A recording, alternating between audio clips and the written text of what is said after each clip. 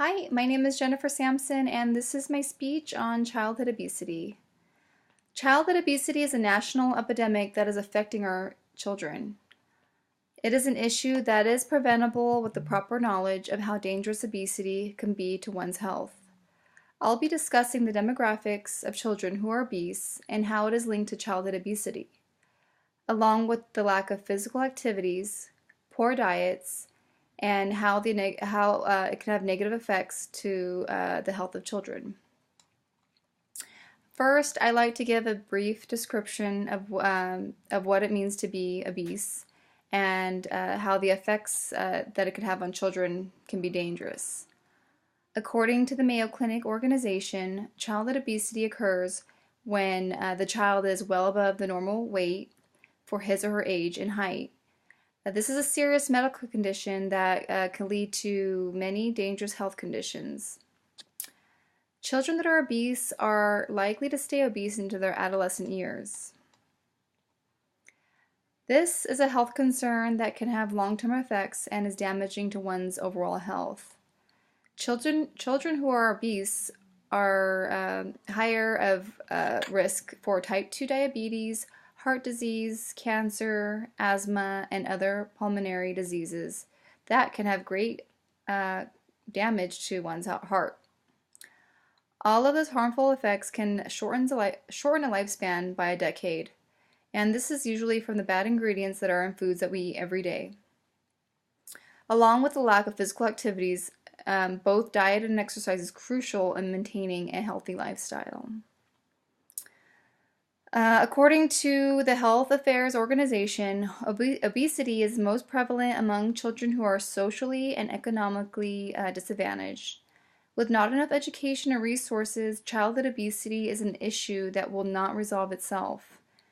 Seeing how obesity rates have grown and how it has doubled both in children and adults since the 1970s, this shows the alarming rates obesity has been growing. These statistics are from the National Center for Health and was done in 2006. So that is 1 in 6 children who are obese in the United States. About 15% of low-income families has a preschooler who's obese. There are higher numbers of obese children living in southern states, which may be a result of high poverty rates in the region. Families of lower income have limited options to the food that they buy. Most low-cost foods tend to contain large amounts of sugars and fats. Childhood obesity is an issue that is not equally spread out. It is, however, concentrated in certain ethnic groups and geological areas. According to the United States Department of Health and Human Services, among African American children and adolescents, 25.7% are considered as obese, as opposed to 15.2% of white youth and 22.9% of Hispanic youth. Other contributing factors of childhood obesity is poor nutrition and lack of physical activity. With busy lives, the convenience of feeding your family foods that are cheap and convenient is a common thing.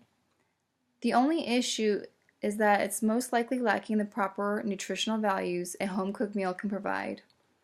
Even with the foods in America served at chain restaurants and fast food places, portion control is another factor. Everything is usually overportioned and have too many calories. This is concerning because the amount of calories that is consumed is way over the amount of calories burned in a day. The result to this is weight gain, and over time can lead to obesity. Eating too much is one of the main reasons childhood obesity is a growing problem. Eric Scholler from the CBS Health Watch explains the dark truth on fast food. He explains the effect it has on the public health.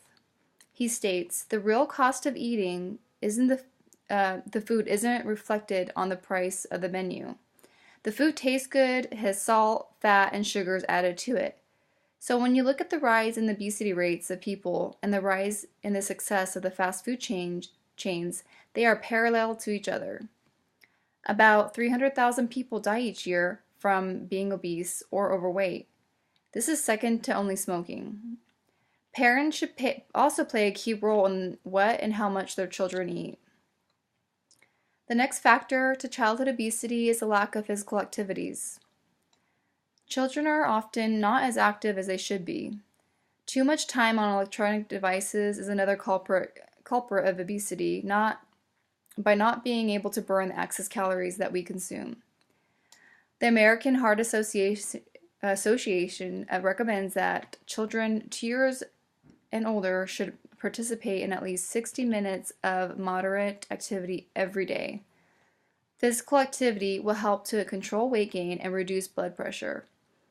Doing so will help reduce risk of diabetes and some forms of cancer. Ways to increase physical activity is to reduce the amount of time kids spend watching television, playing video games, or talking on the phone. Parents should also play a vital role in this area as well. By setting an example and being an ideal role model, children will have more opportunities to increase physical activities. So you might be wondering what is being done with the issue and how we can support the efforts to live healthier lives. The Public Health Online explains the actions that are being made by different institutions. In 2010, Michelle Obama initiated the Let's Move campaign to combat children obesity through nutrition and exercise. One goal was to improve the nutrition of school-based lunches.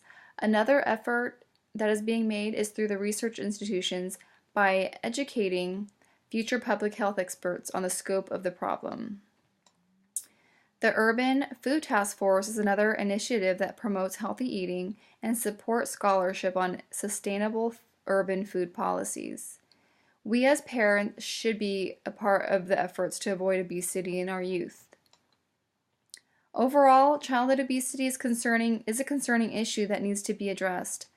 As parents, the health of our children should be a top priority.